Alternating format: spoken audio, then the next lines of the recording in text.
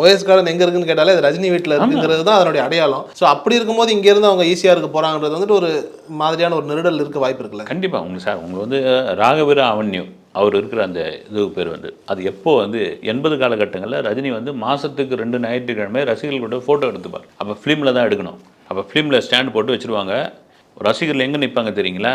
அவர் வீட்டிலேருந்து தாண்டி Stella Mary's college தள்ளி இந்த பக்கமாக செம்மொழி பூங்கா இப்போ இருக்கு இல்லைங்களா, அது வரைக்கும் கியூ நிற்கும். ஓ, அந்த வீட்டில் தான் ஃபோட்டோ கொடுப்பாரு. வெளியே நின்று ஃபோட்டோ கொடுப்பாரு.